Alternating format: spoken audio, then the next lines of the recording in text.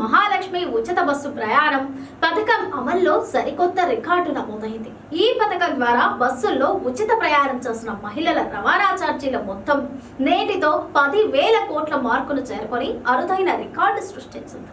ఈ విషయాన్ని అధికారికంగా ప్రకటించింది. 2023 డిసెంబర్ 9న పథకాన్ని సీఎం రేవంత్ రెడ్డి స్వయంగా ప్రారంభించారు. అనంతరం 2026 మార్చి 29 నాటికి 290 కోట్లకు పైగా జీరో టికెట్లను మహిళలకు జారీ చేశారు. దీంతో ఈ పథకం కోసం 10,000 కోట్లు ఖర్చు చేసినట్లయింది. తెలంగాణ ప్రభుత్వం ప్రతిష్టాత్మకంగా ప్రవేశపెట్టిన మహాలక్ష్మి ఉచిత బస్సు ప్రయాణం పథకం అమల్లోకి సరికొత్త రికార్డు నమోదైంది. ఈ పథకం ద్వారా బస్సుల్లో ఉచిత ప్రయాణం చేసిన మహిళల రవాణా ఖర్చుల మొత్తం నేటితో 10,000 కోట్ల మార్కును చేరుకొని అరుదైన రికార్డు సృష్టించింది. ఈ విషయాన్ని టీజీఎస్ఆర్టీసీ అధికారికంగా ప్రకటించింది.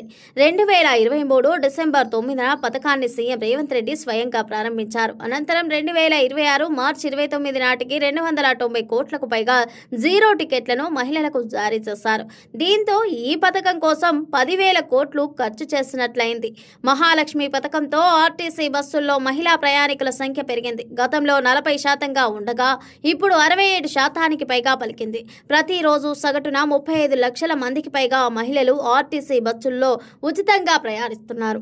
మహిళలకు జీరో టికెట్ జారీ చేస్తుండగా వీటి టికెట్ల విలువను తెలంగాణ రాష్ట్ర ప్రభుత్వం రియంబర్స్మెంట్ రూపంలో ఆర్టీసీకి చెల్లిస్తోంది. దీనివల్ల ఆర్టీసీకి కూడా ఆదాయం పెరుగుతోంది. 10,000 కోట్లకు చేరుకోవడం రవాణా శాఖ మంత్రి పొన్నం ప్రభాకర్ స్పందించారు. ఈ పథకంతో మహిళా సాధికారత దిశగా అడుగులు పడుతున్నాయని ఆయన హర్షం వ్యక్తం చేశారు. ఈ సందర్భంగా మహిళలకు మంత్రి శుభాకాంక్షలు తెలియజేశారు.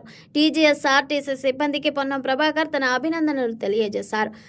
ఉపాధి అవకాశాల కోసం మహిళలు ఉచిత బస్సు ప్రయాణ సౌకర్యాన్ని ఉపయోగించుకుంటున్నారు. ఇక గ్రామాల నుండి నాణ్యమైన వైద్యం కోసం హైదరాబాద్కు వస్తున్నారు.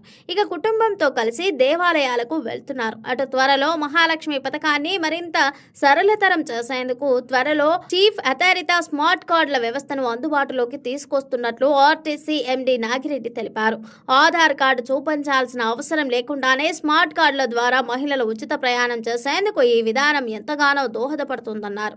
పెరిగిన రద్దీకి అనుగుణంగా కొత్త బస్సులను ప్రవేశపెట్టడం జరుగుతోందని ఎండీ స్పష్టం చేశారు.